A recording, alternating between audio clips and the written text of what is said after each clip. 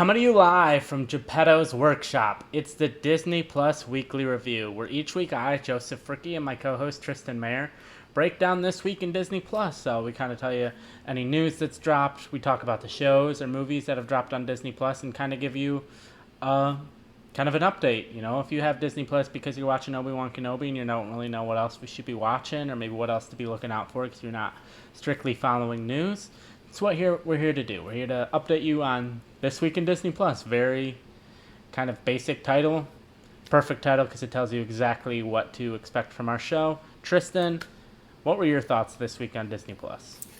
Pretty good week. Obviously, there's a highlight show in Star Wars here, but we definitely have some trailers to talk about and some stuff on the horizon that I think is going to be really interesting. So, yeah, it's a deep dive this week into Obi-Wan for sure, but that's kind of what you're watching. I think if you have Disney Plus, that's probably the highlight show that you're probably checking that one out, you know?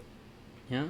All right, and why waste time? Let's jump right into it and talk about Obi-Wan Kenobi Episode 3, Part 3. They went very direct with the title name here. Makes sense. Deborah Chow said in an interview that unlike a lot of the other Disney Plus shows, this one is more serialized. It's not an adventure of the week type show. It's one continuous story where each episode flows into the next, and that makes sense in this episode.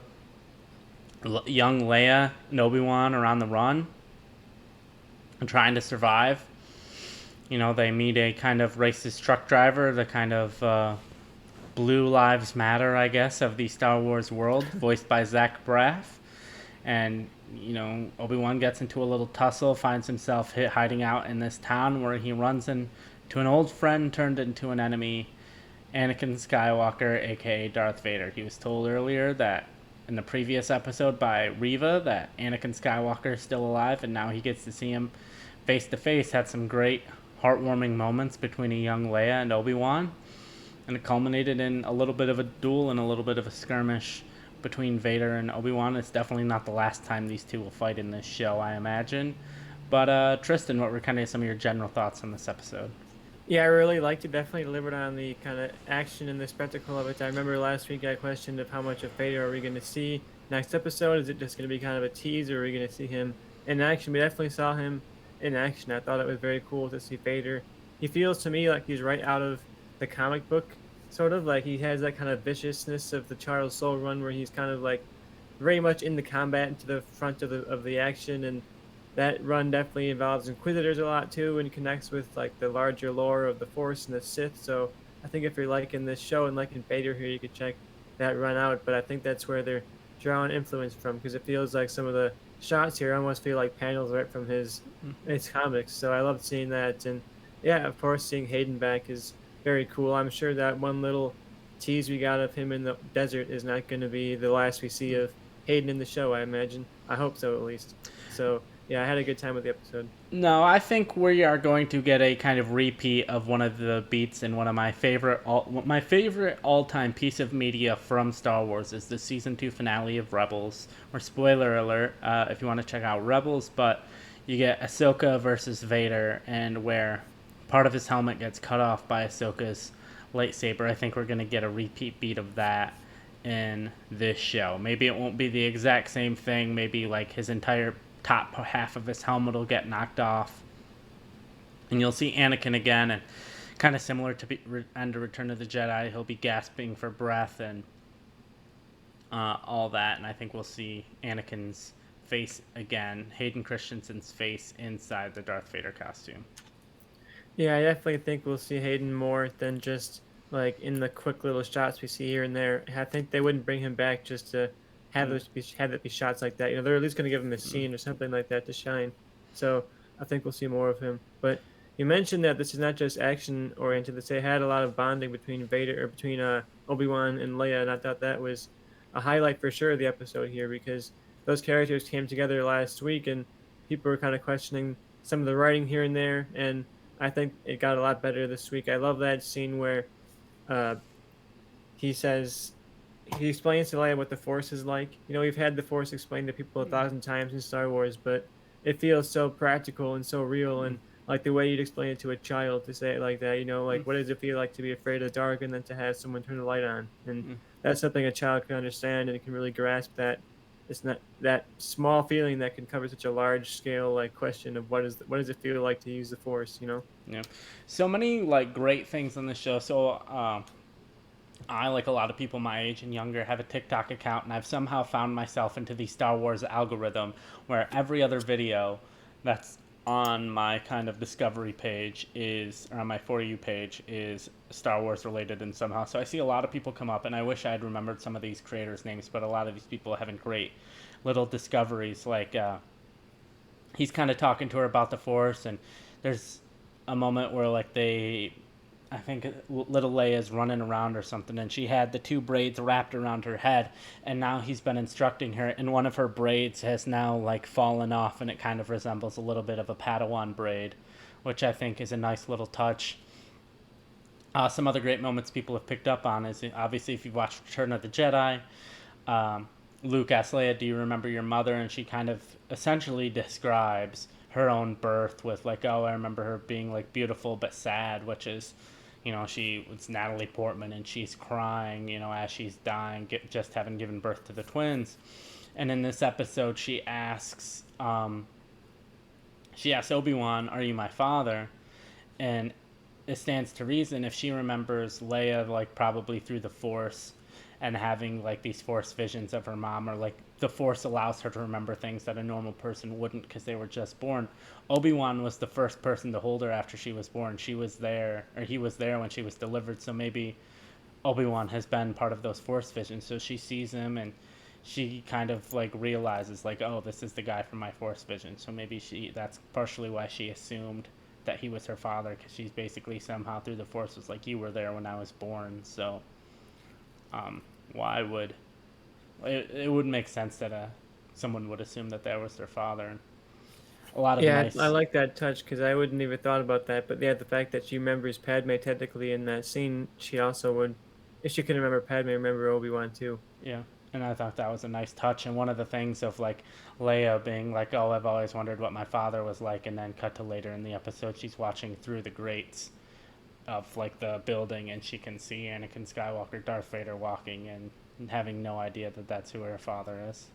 Yeah, and that scene was terrifying. Like he's so brutal, and you see him just like straight up killing people, and like he just has that kind of, hey, I'm not here. I'm not gonna just go around and murder people for no reason. But it's Obi-Wan's fault. You know, he's making me Mm. do this. You know, you can hear Anakin rationalizing it in his head as he's doing it. You know, he's saying, look, I don't want to kill these people, but Obi-Wan won't come out. So what am I supposed to do? I am who you made me. So we've talked about some positives. I want to bring up some negatives. Well, first, I want to ask you a question. I know you kind of bemoaned the kind of AI voice thing that they use for Luke in Mandalorian and Book of Boba Fett. And it turns out they basically did the same thing with Darth Vader and James Earl Jones here, because he definitely doesn't sound like a 91-year-old man like he does in Rogue One. And then people have kind of dug through the credits, and they realize, okay, they technically credited James Earl Jones as Darth Vader, but they also like gave a shout out to the same AI voice company that they used for Luke in this episode as well. So it stands to reason they did the same thing. And I think it works a lot better here. Do you think they've just gotten better with the technology, or do you think the fact that it's Darth Vader and you're not seeing a mouth move, and it's also partially kind of robotic anyways, that it doesn't seem as weird? Yeah, Why do you think it sounds better? I think you're right about all that stuff. I think it helps that it sounds already distorted, and it helps that they have so much kind of archival audio to use that sounds so similar. Like I feel like it's a little bit easier to make a mouth that's not moving, essentially coming from like a robot-looking Mm. character, sound real.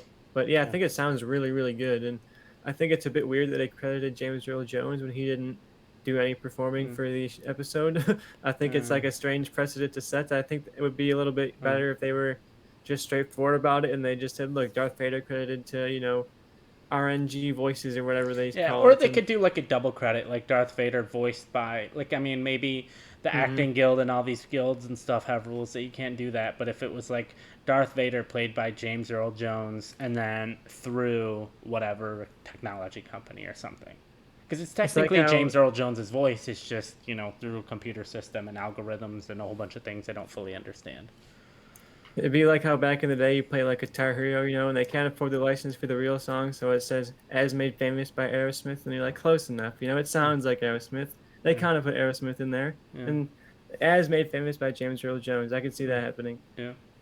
So we But yeah, talked. I think Yeah. it sounded really, really good. Way better than the Luke affected. Way better Mm, than he sounded in Rogue One. I think he mm, sounded right out of the original trilogy, even better than he did in that. Like it was a very intimidating performance, and I kind of wondered if they like put in some of Hayden Christensen's voice in there too mm, somewhere, because it sounded a little yeah. bit like there was some Hayden influx there.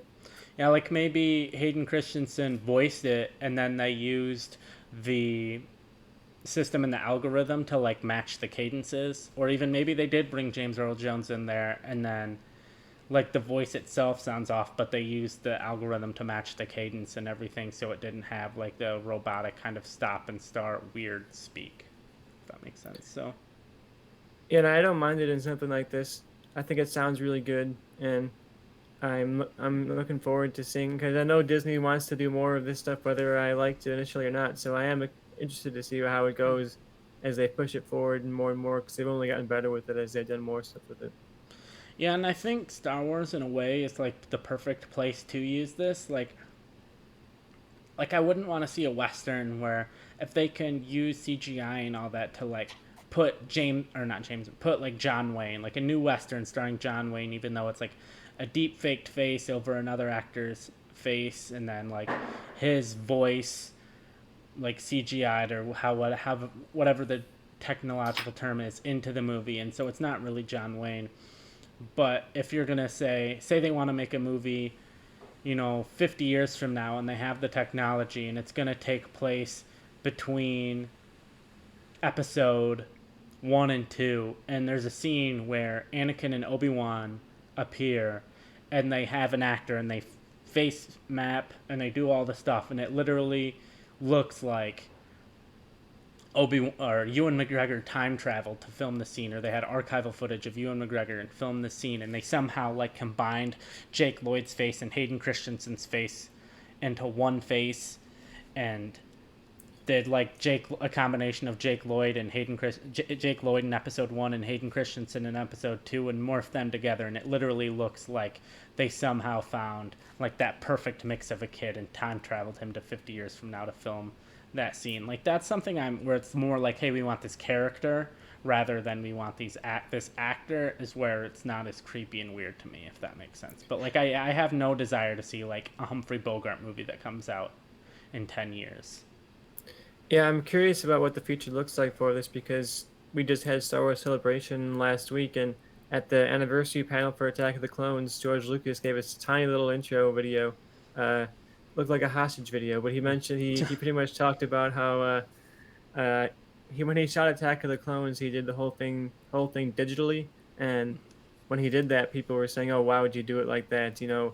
Critics hated it, and they said, "Oh, it's going to ruin filmmaking because it's going to look so bad." And now he says, "Look around, everyone's doing it digitally. Roger Deakins is using digital film now, and it's it's going to be interesting to see if what we're looking at now and saying, "Oh, why would you do this, Star Wars? It's so gross and weird." If in 10 years we're going to look at it and be like, "Oh, that's normal. Everyone's doing that now," because we kind of are. Like everyone's doing the de aging. They did it and do it in all kinds of movies. Stranger Things had it this season, so it's almost becoming more and more of a norm that Disney, Star Wars, Marvel hybrid kind of led. Another angle that I'm perfectly fine with deep faking is over stunt doubles. Like I know they've done it quite a bit in the Marvel movies. I don't know as much for Star Wars, but to me that's also like not really as, it's not like gross, I guess, because it's like the actor's still part of the movie. It's just like, hey, there were moments here where you could definitely tell it wasn't that actor. It was the stunt double, so we face mapped the actor's face over their face. And that's another angle where I'm fine with it. It doesn't weird me out, or it doesn't feel immoral, I guess. How did you feel about this truck driver, the Zach Braff's character playing the closeted racist uh, allegiant bootlicker of the Empire? Oh, I thought it was perfect. Like the just like the moment where he goes and he kind of has like the self-made Empire flag hanging on the back of his shovel truck. I thought that was good. Yeah, it was really good because you see him pull up and you're like, oh, thank God. And, he's kind of a cool alien with a cool voice. And you're like, oh, this guy's going to help out. And then they go around and they see the Empire flag and you're like, oh, no. And it adds tension to the whole entire sequence. And I felt like it was really interesting and really cool to see Star Wars do something so timely and so politically relevant and something that could easily be like, oh, we're a galaxy far, far away. We don't have to talk about any of that stuff. And it's not like very it is obvious, but it's not like on the nose. Yeah. I think it's easy to watch this and it fits Mm, into the world of Star Wars yeah. perfectly fine. But you also can tell what they're talking about in the real world and what they're kind of referencing to. There's Yeah. a lot of historical references in this episode that are interesting. Yeah, if there was like a blue stripe going across the middle of his Empire logo, and he's like, "I'm part of a group that supports the Empire. Like we're a fan group that supports the Empire," or something, I'd be like, "Okay, that's a little much. Like we get it. I got it. You don't need to go fully there, because then it starts to take you out of it." But it was like just enough where you knew what they were going for, but it didn't exactly take you out of it. And also, it filled my complaint from last week that we need more aliens in Star Wars. I felt like this episode I felt there was more of an alien presence than the first two episodes, which felt like a world of humans with like an occasional alien sprinkled in. Yeah, I think if you're watching Star Wars this deep and you've seen all the movies and all the shows, you wouldn't be surprised if they are not exactly a pro-fascist franchise. Yeah. The bad guys are literally called stormtroopers, and they're like the white supremacists of the galaxy. So I think it makes sense that it would fit into the show, and it honestly fits into the themes of Star Wars, where like Zach Braff's character is like essentially betraying himself by working for the empire and thinking that he's doing the right thing, but in the end he's working against his own interests and he doesn't even really know it, because his life would probably be better if the empire wasn't all over his country and his planet and ruining it. And I think it's a really fascinating commentary without being so obvious and so direct, and without also being like the center point of the episode too. It's not like they didn't have a speech about, oh well, Leia, you got to understand this and that about this and that. It's just kind of like a throwaway scene Yep. that fits so well into the episode. All right, we've been talking a bit about the positives. I want to move over to the negatives. I have some. I will say one of the things like we've talked about before, I've brought up before with Book of Boba Fett, and you felt more that way with The Mandalorian. Is like sometimes it feels like a fan film, and I think basically anything. I didn't have any single problem with any shots that wasn't the fight between Vader and Obi-Wan, but I felt like when we got to the fight between Vader and Obi-Wan, that's where the editing got a little wonky, and that's where there were moments that felt a little fan filmy to me. And I watched the fight over and over, and basically the two main reasons I feel that way, I feel like the lightsabers are far too bright. Like, no, I understand, like, it makes sense that the lightsabers would cast a light on their face. It's something nothing really had before because they added the light afterwards. It wasn't really part of the set when they filmed. And then when they filmed the sequel trilogies, they added it where the lightsaber they filmed with projected whatever color light that the lightsaber was. But here I just felt they were like too bright, and it just didn't feel like a lightsaber anymore, and that's where it kind of felt a little fake and a little off to me because it's nothing like we've seen before. Then also the music sucks. Like I'm not one to always be like, oh, they need to play this song that I love and connect to, but how do you not play like Duel of the Fates or the song from when they fought in Revenge of the Sith? It was just like none of the music so far this season has been memorable at all. Like Book of Boba Fett, I remember that theme. I know John Williams did compose the theme for Han Solo, or not Han Solo. Well, he did compose the theme for Han Solo, and then they integrated it into the movie. But I don't. He composed the theme for this show, and I don't remember it. I don't remember any of the music from this show. I remember music from Mandalorian. I remember music from Book of Boba Fett, but so far, nothing from this is memorable, and I think that also is part of what gives it that fan filmy feel. Is nothing about the fight between Obi-Wan and Vader had any level of epicness to it or anything, even though I know it was a fight between like a very powerful Force user and someone who hadn't tapped into the Force much. But I don't know. What are your thoughts? Yeah, I think they're probably holding off on Duel of the Fates until we get the big conclusion, because this felt like Obi-Wan caught off his guard, barely holding himself. Like, this was not a battle, this was Darth Vader almost toying with Obi-Wan in a lot of Yeah. places, and it felt like at any point Vader could have killed him. I thought that was an interesting dynamic because it was so different than anything we've ever seen between the two of them before, where the upper hand was just so much in Vader's direction that Obi-Wan was like barely surviving. No. The plot armor was essentially keeping him alive at Yeah. this point, but you can tell Vader, I think, has bigger plans for him, and I think that was a fun part of this sequence. And I'll actually say I thought the super bright lightsabers actually looked really, really cool from the wide shots. I thought the wide shots looked awesome in this fight when, the two of them were kind of standing off against each other, and all you could even really see light wise was the two lightsabers and like the stars in the sky. I thought it was really cool visually. But as soon as I thought it was interesting. Like they have this first face off where they're in this city and there's people all around. It's kind of an interesting location, and then they're like, wait, let's go out to like the most boring place we can find and then fight there because we got to make sure we can go in the volume and the ones around, and we're in the empty sound studio where nothing is happening, and they go and fight in like this middle of nowhere place. So they're that felt very fan filming where it's like, oh, we found this rock by our house. We're gonna go film like it's Tatooine by this rock, Yeah. you know. And I was like, you think about the locations of other Star Wars lightsaber battles, and like all the Luke versus Vader fight in Empire Strikes Back. They had that huge dynamic location with the big like round hallways and that kind of thing. You remember so many of those shots because of what the location looked like. Do you think of the Obi-Wan and Anakin fight in Revenge of the Sith, where they're on that exploding volcano? There's so many unique shots in that, and this feels like they shot it in like someone's backyard. And I think the direction is going to be kind of weak in the action scenes this season, so I'm not really confident going in as the action gets more and more heavy.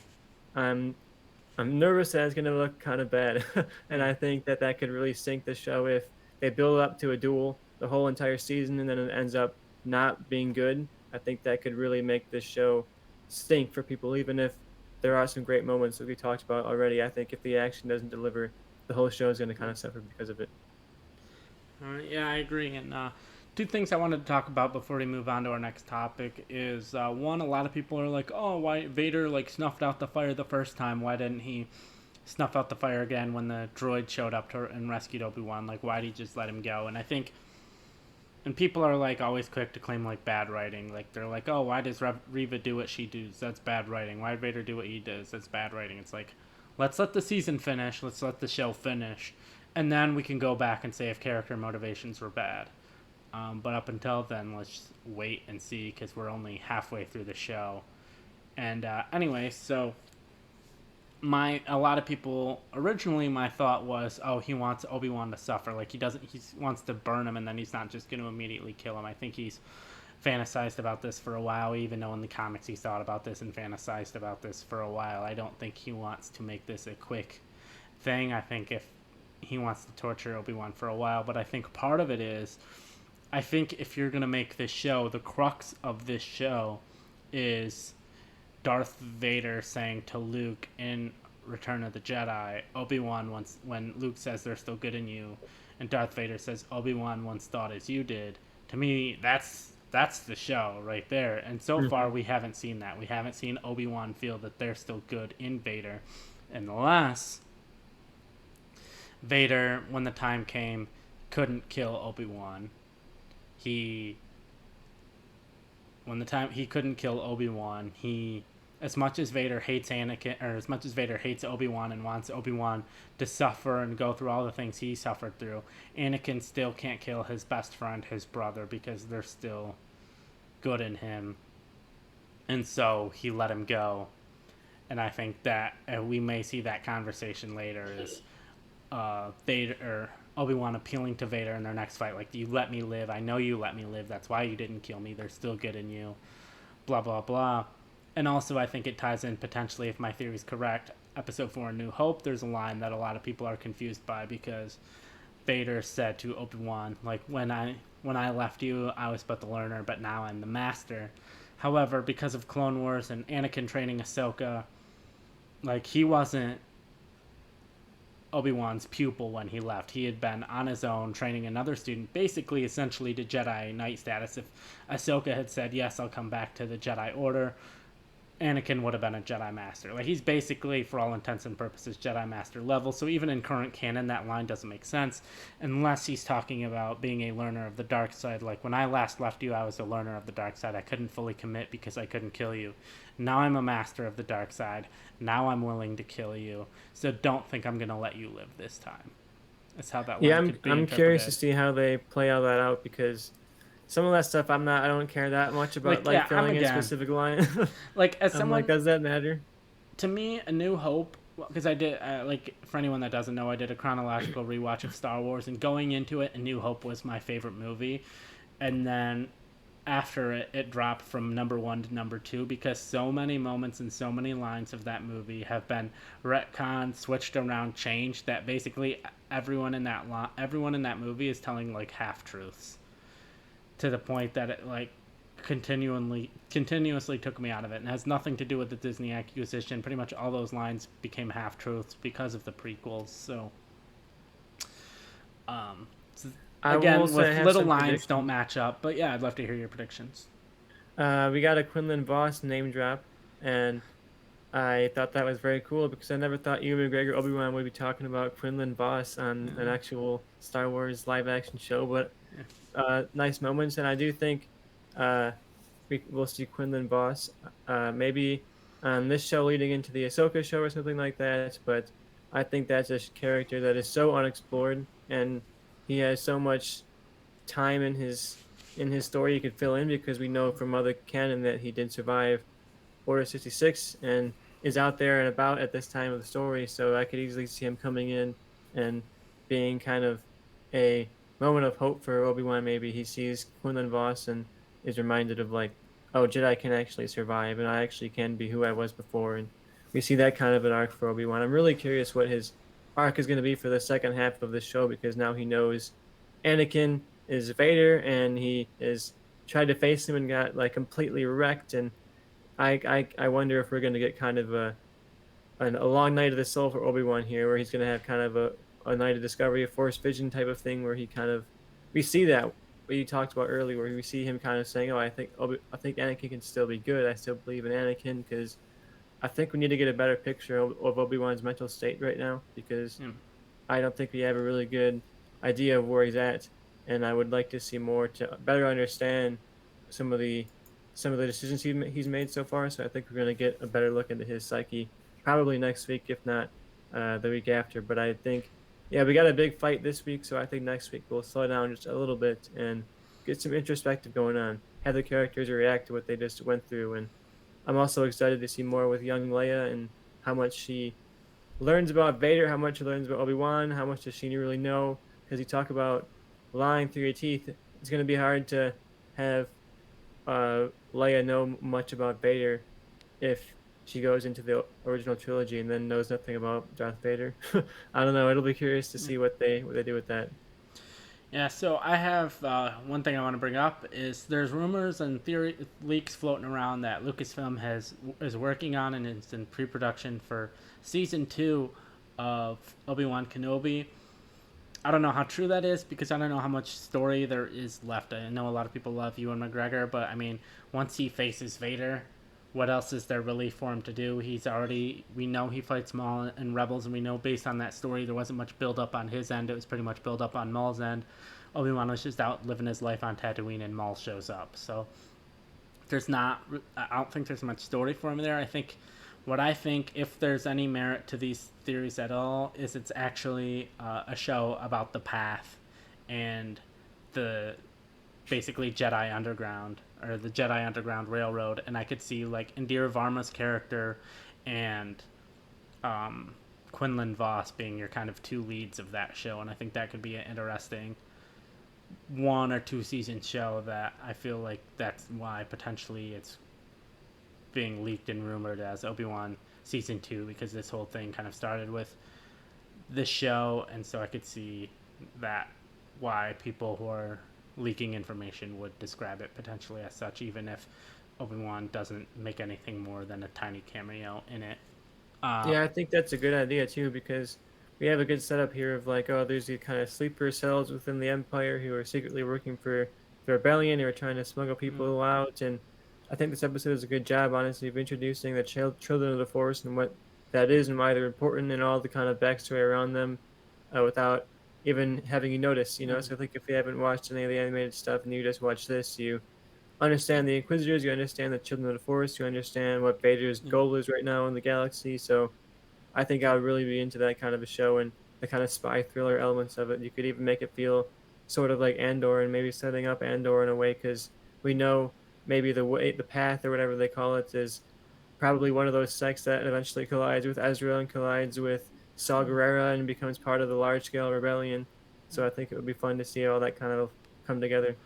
And one last thing I want to bring up before we move on to our last topic is me and some other people have noticed some similarities between the TV episodes and the movie episodes. Episode 1 largely takes place on Tatooine. We also see a young, precocious kid with Skywalker blood.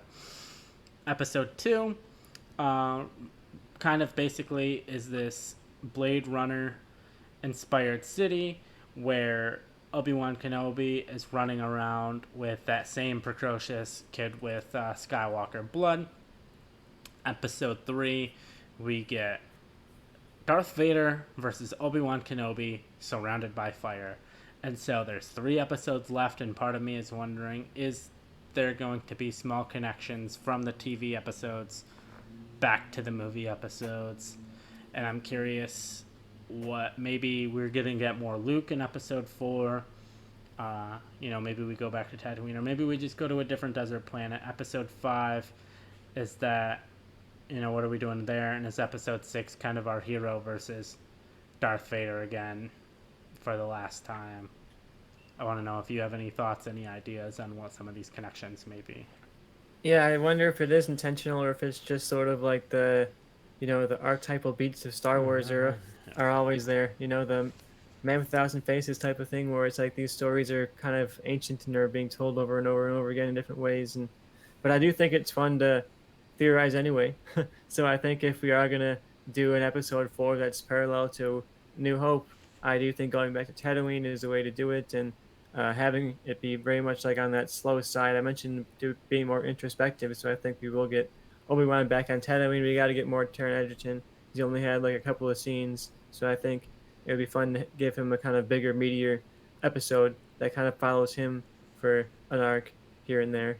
I could see that being what they do. Give Obi-Wan a smaller problem right on Tatooine and have him kind of solve that. And then I think the next episode, episode 5, if they're paralleling Empire Strikes Back, we know that's where it gets serious. It's where they lose what they had and they kind of really kind of set up for the threat of the villain. So I think at this point, the Empire Strikes Back. I think the Inquisitors are going to kind of, some way or another, take the upper hand and either capture Leia or capture someone who will make Obi-Wan feel like he's lost, and now he has to really decide, okay, I'm gonna train up, I'm gonna really do this, I'm gonna be the Obi-Wan again, and we get kind of like a training montage of him getting ready and going out to save whether it be Leia or whoever else is captured. And then the 6th episode, or the last episode, which would be the Return of the Jedi parallel, I believe, is gonna then have our ultimate clash. The battle of the wills clashing together. We're gonna see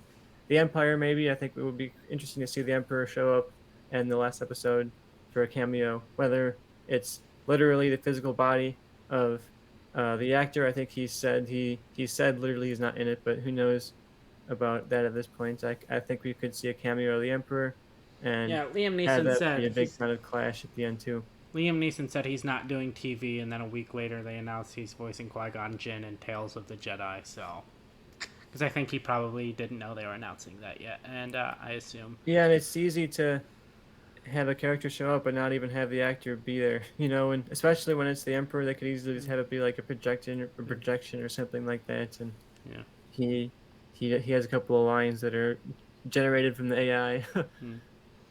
So hearing you talk made me think. So I haven't pieced together episode 4, but this is my episode 5 and 6 projection. Episode 5, there's been a lot of thoughts on Qui-Gon Jinn or some other Jedi who could show up, and we know from various books and comics and stuff that Obi-Wan and Yoda have been Force Skyping quite a bit. So what are the chances?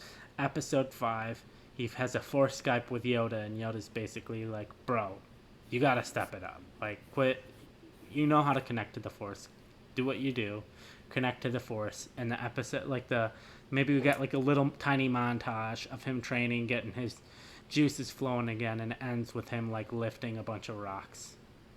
I think that's pretty good because I think what they're showing in this show so far is using the Force or pulling out a lightsaber is like really laborious to Obi-Wan right now, and just grabbing Leia was like drained him so much. So I think just having him get back to that point where he's moving a couple of rocks and small little things is going to be like a big emotional release, I think. All right, and episode 6 ended with Luke looking at Force Ghost, Obi-Wan, Yoda, and Anakin. Episode 6 of Obi-Wan ends with Obi-Wan looking at Force Ghost Qui-Gon. That's my prediction connection.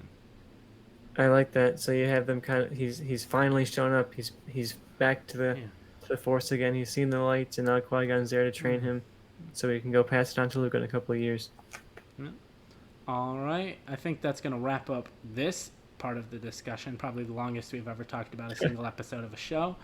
But we're going to stay in the world of Star Wars, and that's because we're going to be talking about the season 2 trailer of The Bad Batch, a show I wasn't quite sure on the first watch through, and then when I did my chronological watch through and binged it all, I found a new appreciation for it. I really like it.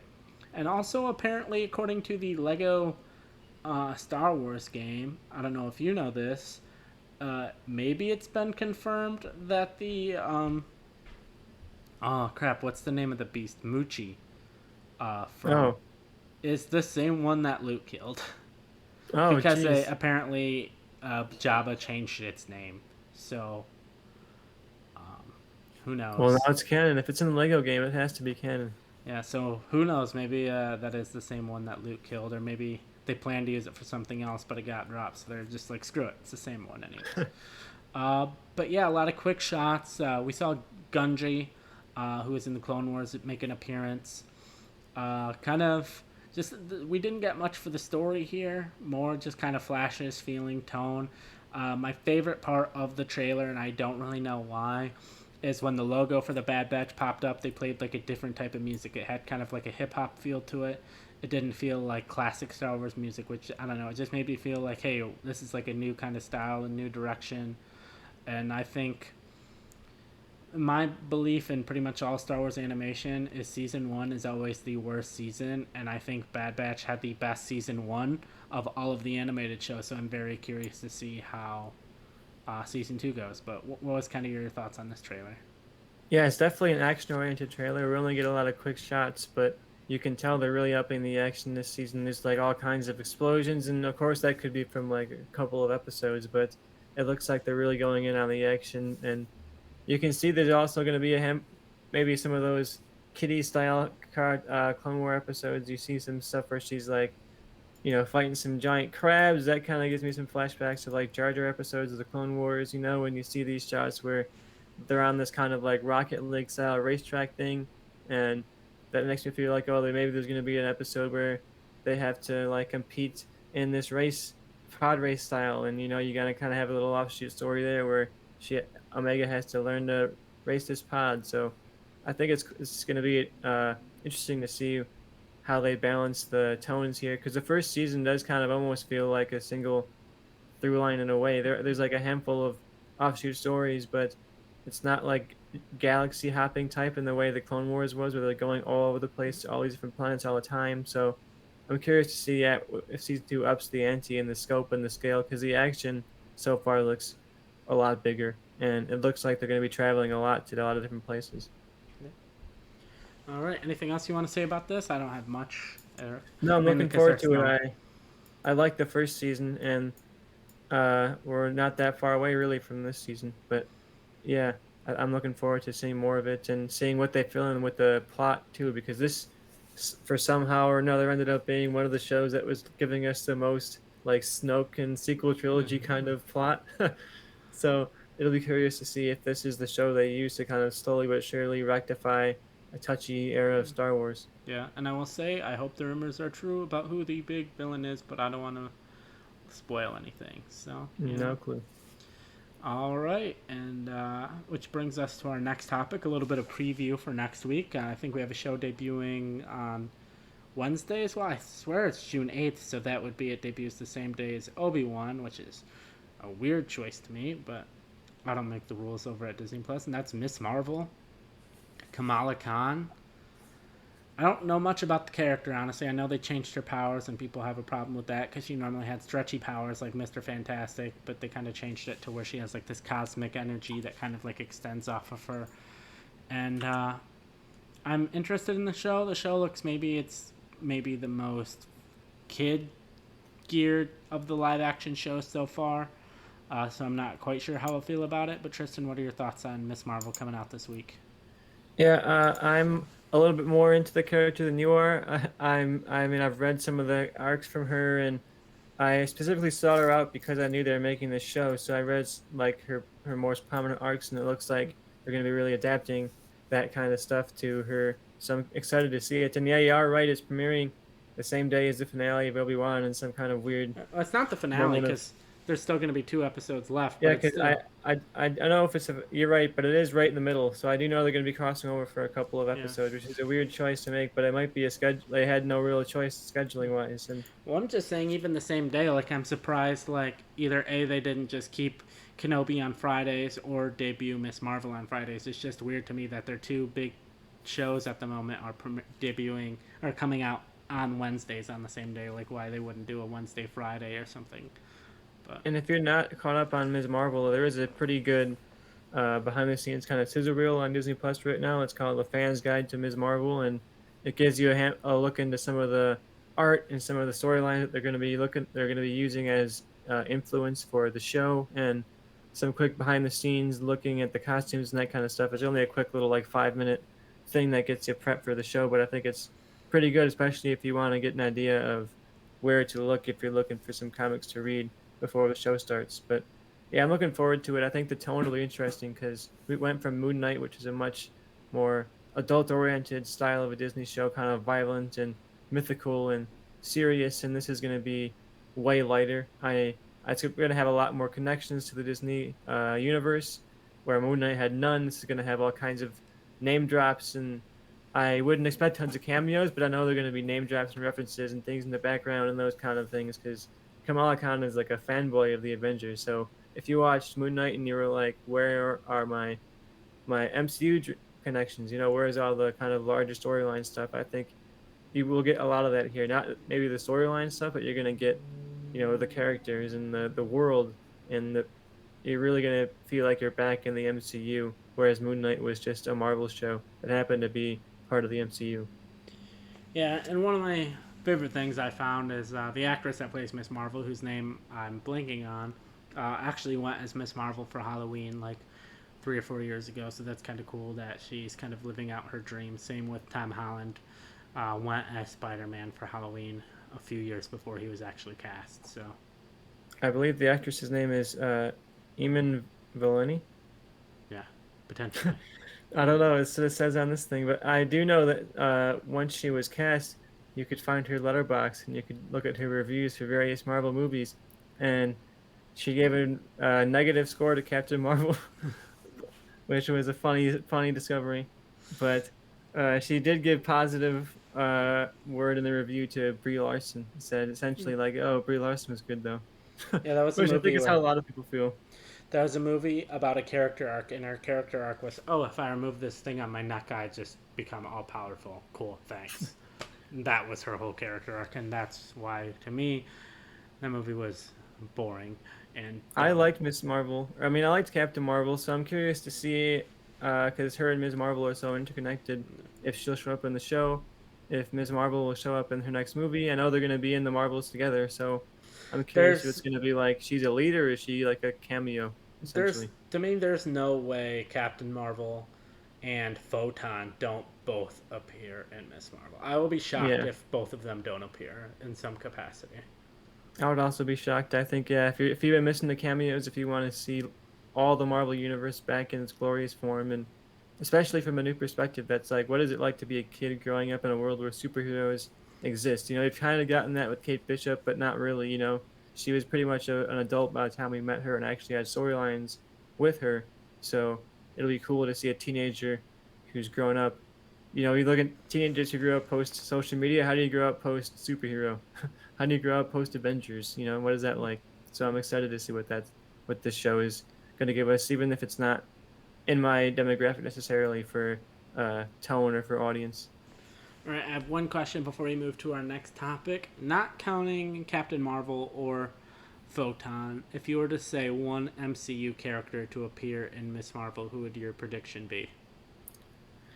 Um, hmm. I think Sharon Carter could make an appearance. Okay.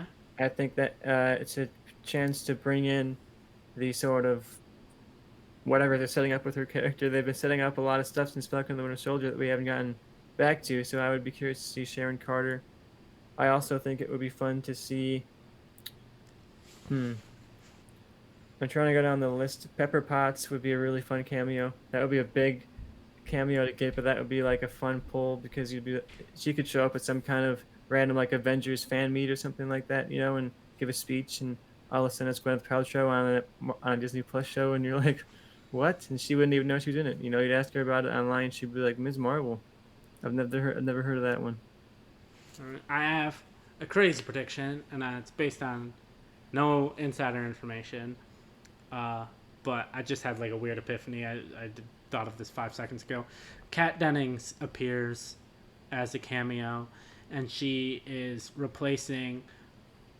She's like giving a speech at Kamala Khan's school, in replacement of Jane Foster, who was supposed to be there but was too sick from her cancer to make an appearance. So, I think that's a good tie-in. so I was Kat also Dennings thinking of appears. an Kat Denning appears instead. I was thinking of a nice idea as you were talking that maybe Kamala Khan gets herself in a little bit of legal trouble, superhero wise. She causes some chaos and she has to call herself a superhero lawyer, and you get an appearance from She Hulk Oh, I thought hopping you were in. gonna say Matt Murdock was. Well, Matt Murdock, but I think She Hulk would be a Yeah, nice yeah. plug for the show coming up next, and I think she's a superhero lawyer, so I think that would be the perfect fit. So Kamala Khan gets in trouble. She calls a lawyer, which would be She-Hulk. Somehow, in a scuffle in Miss Marvel, she gets injured, needs a blood transfusion.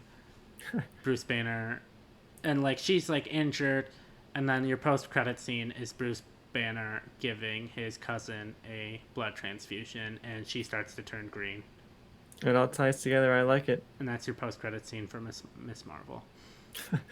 I love that Miss Marvel is all just set up for like a couple of other shows that are coming up. Yeah, I like We're how like, we have no idea what anything about Miss Marvel is gonna be. I mean, it's probably gonna be based on the comic, but we don't really know much. And we're like, here's exactly what the post-credit scene's gonna be. yeah, here's what they're setting up scene for scene. All right, and do You you have come any? back in a couple of weeks and we'll be exactly right. You watch it, show. Save the video. Yeah, Tell us how wrong we are. yeah. Do you have anything else to say about Miss Marvel before we move on to our one of our final topics? I have nothing else to say. All right, and that brings us to one of our final topics, and that is the trailer for Pinocchio, starring Tom Hanks as Geppetto. Kind of an all-star cast, as most of these Disney live-action movies are. Directed by Robert Zemeckis, who's directed great films like Forrest Gump, uh, Castaway, Back to the Future, Who Framed Roger Rabbit. I even think The Walk was a very good 3D movie. And now here he is directing Pinocchio, which I'm not gonna lie, this looks like the worst live action Disney adaptation that I've seen.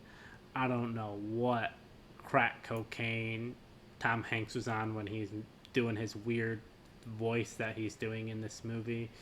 The only thing I did like is kind of the look of Pinocchio. They just kind of copied and pasted his animated look. They didn't try to do anything different with it, which for something like this, I don't want them to. If it's like going to be another adaptation of Pinocchio, obviously I want it to be different. When you're just doing a live action adaptation of the animated, don't change it up. But yeah, what were your thoughts on this horrendous trailer? Yeah, I'm not very into these Disney live action remakes. I think you're more into it than I am. I know you like Lion King and some of No, those kind of. I thought Lion King sucked. The Oh, I only thought you one, liked it. no, Lion King was bad. The only I liked Aladdin. I really liked Aladdin. Jungle Book to me is still the best one. Beauty and the Beast wasn't bad. Haven't seen Cinderella. So I like Cinderella. That one was pretty good. But yeah, these live action remakes have been pretty rough, and this is coming straight to Disney Plus, and it feels like such a downgrade. You mentioned the pedigree of Robert Zemeckis and Tom Hanks, like they have illustrious careers, and they're coming here doing this. Man, I guess they got to get the check somehow. And yeah, I like that Tom Hanks is making some weird choices 2022 with his voices and his performance.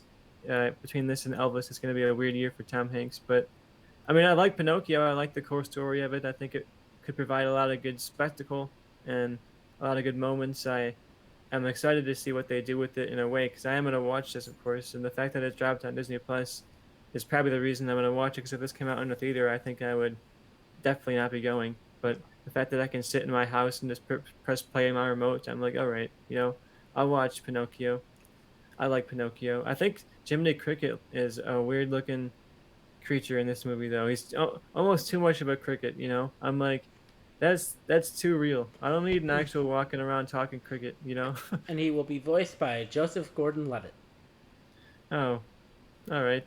If Yeah, they you were got. like, find the most boring person they could cast in a role. I like Joseph Gordon-Levitt, but like nothing about that like makes me excited for Jiminy Cricket. Like Keegan Michael Key as Handsome John, Cynthia Erivo as the Blue Fairy. It like literally feels like, okay, I'm gonna get the two actors I work with a bit, Joseph Gordon-Levitt and Tom Hanks, and then I'm just gonna fill the rest of the cast out with who's popular right now. Oh, Keegan Michael Key's popular right now. Oh, Cynthia Erivo is just popped off right now. I'm gonna cast her. Like nothing about this is like, wow, I gotta see this movie. No, I mean, I'm curious about it. I like Robert Zemeckis. I think he delivers some of my favorite movies of all time. Back to the Future is among my top like 10 movies I've ever seen in my life. So I'm hopeful he can turn it around and give us something good here. There's like three Pinocchio movies coming out this year, and this will certainly be better than uh, the one that's already come out. I don't remember which studio it was, but it was definitely looking like one of those. We spent $20 on this, and now we're gonna have it come out to try and clash with the other Pinocchio movie at the Red Box. Yeah. One of Yeah. those kind of movies. Oh yeah, one of like the Transmorphers, one of those deals. Yeah, Well, Guillermo del Toro is directing the other one, and I think that's called Geppetto, but I could be wrong. And I feel like without a doubt that's gonna be the best one. No competition there. But yeah, like nothing about this makes me be like, I need to see this movie. I'll watch it, whatever. It'll be. I feel like it's one of those mid-level bar, mid-level ceiling. Like it's not gonna be. I don't think it's gonna be god awful or horrendous, but nothing about this is gonna be like a word of mouth thing where people are gonna be saying to their friends and family like, "Oh, you gotta watch that Pinocchio movie on Disney Plus." It's gonna be like, you know "Yeah, what? I watched it. It was okay. It exists." I'll say there is potential for a word of mouth here because Pinocchio does have some pretty famously weird scenes and some like Mm-hmm. really visually trippy sequences. So I think depending on how they deliver those scenes, like if those are actually really weird and really strange, and even if the rest of the movie is kind of lame and forgettable, if they deliver something cool in those sequences, I feel like that could be a word of mouth thing. It could get clips out on Twitter and stuff like that. People could be saying like, "Oh my God, you got to see how weird this scene was in the live action Pinocchio." Because I'm actually curious to see how they'll adapt that stuff. But Robert Zemeckis, as the director, is not making me think it's going to be very edgy and interesting. No. So yeah, we'll see how that goes. Yeah, and I forgot Cruella was also very good too. Forgot about that one. Cruella, I guess, yeah, if you're counting that as live action remake, that was I mean, definitely it probably might the as best well one. be. But yeah, curious to see how it goes. Not gonna be surprised if it's garbage, but it is what it is. So one of our last things I wanted to touch on. If you do, you have anything else you wanted to say about Pinocchio before I move on? Please, no, no, I'm No. done. All right. One thing I That's want to enough touch of on: that. Doctor Strange is going to be coming. Doctor Strange: Multiverse of Madness is going to be coming to Disney Plus soon.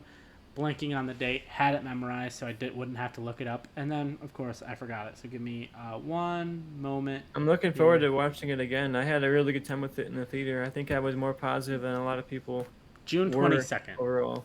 June 22nd. I was gonna guess the 23rd, but I said, you know what? I don't want to be wrong. June 22nd, it's going to be coming to Disney Plus. So hey, if you haven't watched it, you're going to get to watch it soon. If you've watched it, you want to watch it again, June 22nd, you'll get that chance. So I'm definitely gonna be watching it again. I hope they have the IMAX enhanced on there because they've had that for a handful of the recent Marvel movies, and I think it would be really cool to get the IMAX version of Doctor Strange at home. And certainly more than any of the recent Marvel movies that have come out in the last since Disney Plus has even launched. I'm very excited to watch this. I'm gonna be watching this like day one when it comes out probably, and I haven't gotten around to watching Black Widow again, and those kind of movies. yeah. We also are going to have on August 10th, I Am Groot, which is going to be from Marvel Studios, and it's just going to be a series of shorts starring Groot. So, don't know how that'll be. Probably be very kid centric and nothing that really blows us away. That was released today. And then one final thing, I think I sent it to you, but I don't know if you saw it, that it's been released now who would have taken Ugly Sonic's place in Chippendale Rescue Rangers if they didn't get the rights to Ugly Sonic. I don't know if you saw who it was going to be. Wow, what did they say? I did not hear that. I sent it in our group chat, and it turns out, based on storyboards, that if they didn't get the rights to Ugly Sonic, they would have used a Disney character that has some fans and has some haters, and that is Jar Jar Binks. Would Oh have been. wow, good lord. Wow, I want to go to an alternate universe where that happened. That would have I lost my saw mind. that. I saw that, and I'm like, I honestly would have preferred that. I think. That would I'm have been the greatest moment of my life. if they had got. I'm curious if what they would have done if they would have went like the route of the movie and had like a different actor voice Jar Jar Binks, or if they would have got like Ahmed Best, but maybe bring in Ahmed Best, but have him speak in his regular normal voice. I think probably would have been the route I would have went for that. I think is have just Ahmed Best speak in his regular voice. Yeah, I think it would have been really fun. I wonder if Ahmed Best would have come back to do it or not. I mean, he's But done stuff with Star Wars recently. Like he hosted that basically.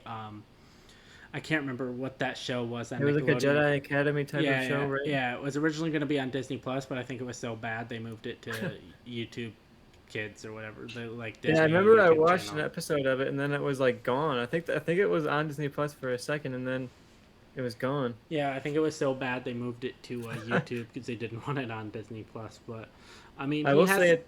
he has a relationship with Star Wars. He has a relationship with Disney. So I feel like if they were like, "Hey, this is what we want to do," and it is, if they had done basically with Ugly Sonic what they did with Jar Jar, and it's not like making fun of the character, it's almost like redemption in a way. I think he would have been fully on board for that. Yeah, that would have been really fun. Having him talking to Jar Jar, like, what he talking? Yeah, you mentioned having talking Ahmed Best like normal voice and not the Jar Jar voice. That would be fun, but it would be very funny to see him talking in the Jar Jar voice in those con scenes. You Yeah, know, yeah. I will say we have a couple other things dropping this month. All right, Uh, hit me. we have a Baymax series. Okay.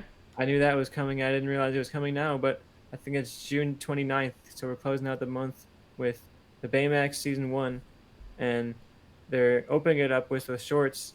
A couple of weeks before that, they're coming out with Baymax Dreams. So they're going to be a couple of short 2 minute stories within the world of Baymax's dreams. So I guess if you want to get yourself reoriented to the Big Hero 6 universe and the visual style of it, check out Baymax Dreams before you check out the Baymax show. I'm I'm looking forward to the Baymax show. I liked Big Hero 6. I don't know at all if this is going to be like a kid show or what, but I'm definitely looking forward to giving it like a couple episodes. You know, the same way I did for the Monsters Inc. show, and just see if it's any good. You know, any better than we thought it's going to be. Because I really like the world of Big Hero 6. Yeah, because I know there was that Big Hero 6 show on Disney Channel a few years ago, so I don't know if it's going to be connected to that at all, or there, because I remember like originally when that show came out, they were like, "Oh, this is canon to the Big Hero 6 movie," but I wonder if they're just going to be like, if they're going to say that show is still canon, or ignore that show, or what they'll do. But curious to see if it's any good. Yeah, I'm looking forward to it too. What else do we got? Oh, I think Love Victor is coming to Disney Plus. I know that was a Hulu show for a while, and the final season is making its way on the Disney Plus next year. Uh, so there's 3 seasons so far. It's a spin-off or kind of like its own thing version of the Love Simon premise Yeah. from the movie Love Simon. They did their own kind of thing, Love Victor, and it's been going on for 3 seasons on Hulu, and I guess it's doing well enough there, or maybe bad enough there. I don't know. That they're moving it to Disney Plus for the last season, so the fourth Yeah. and final season comes out, uh, I think next year. But the first 3 are going to be on Disney Plus Okay. this month. So if you haven't had a chance to watch any of it, check that out. And if you like uh, the sort of Ms. Marvel fan guide thing we dropped this month, I think they're doing a Buzz Lightyear one in a week or so, right around the time that Buzz Lightyear comes out in theaters. It's called Beyond Infinity. Buzz and the Journey to the Lightyear. Just So add I Buzz think Lightyear it's gonna Star be that. Command already. Damn it. I know that's what I really am looking forward to. Every month I check this list and I'm like, is it gonna be on there? And then it's never on there. Yeah. But those are the biggest highlights. I know Glee dropped this week. We didn't get a chance to cover that, so We will probably next week. next week. I will be watching the the season one premiere and the season one finale, and I'm gonna tell y'all what happened in between, so you don't have to watch. Don't worry, I'll have watched it all by then. You know, I'm in the halfway through season one in a rewatch, so I'll be able to fill you in, Joe, on what you might have missed. I'll tell them. They'll know. All right. I think that wraps up our show for this week. And without further ado, goodbye. Hey, thank you for watching the Movie Change Up podcast. We'd really appreciate if you liked, commented, subscribed, and shared us with anyone. Have a nice day.